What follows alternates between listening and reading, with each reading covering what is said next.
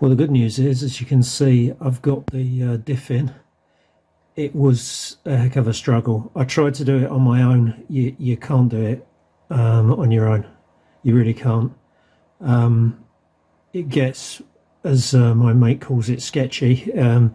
Trying to balance the diff on top of a trolley jack and then trying to get the bolts in, and the base of the diff obviously isn't flat, and so it doesn't sit properly, and yeah, it's pretty dangerous.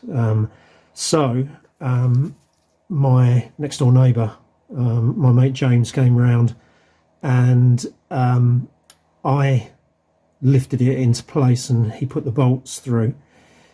One thing we did find was that because you have to put a washer between the let's see if we can see that. Come over here. Hopefully you can, if we can get this to focus. That's not going to focus, is it? Hopefully you can see just up in there, there's a washer between the bush and the cast of the diff. And to get that in place, if you've got these front bolts in already, we just couldn't do it.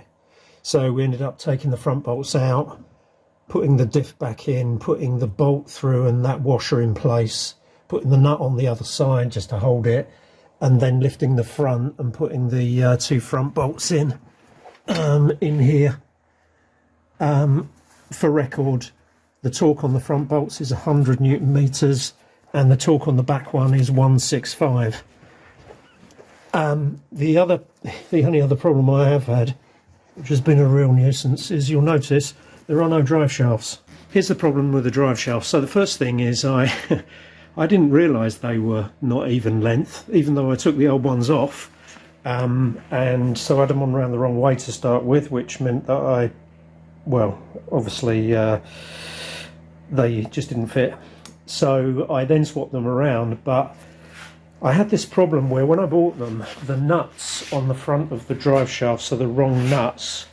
So these are not the ones that come on the BMW 116, and they wouldn't do up enough so that you could smash this piece down and lock it in place. So I bought another pair of castellated nuts, and they fitted okay, so it was all bolted in. But then what I found was that this end, I don't know if you can see this, but the diameter of this, or the pitch of the bolts on this one, is bigger than the pitch of the bolts on the other one, and they're just not right. They're not the right drive shafts. So I'm going to have to package them up and send them back. So I had to put more tie wraps around them, because that's the way they came, because they've got this dust shield on the front. And I mean, obviously they're as new, and they've already agreed to take them back, but it's a real nuisance because I was hoping to get this finished today, but I can't bolt them in place, so that's it. So drive shaft stop play. One thing you'll notice here is that I don't have the calipers and pads on.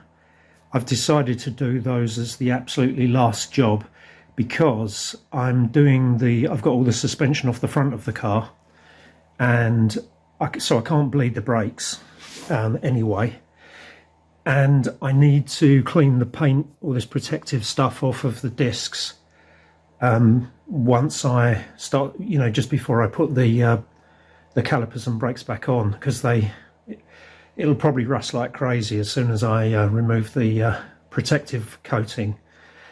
So I thought I'd leave that till last. A quick note about the thing I pointed out in the previous video. You see that I've twisted the shock absorber around so that the adjuster is pointing backwards. One final thing to share with you before we finish.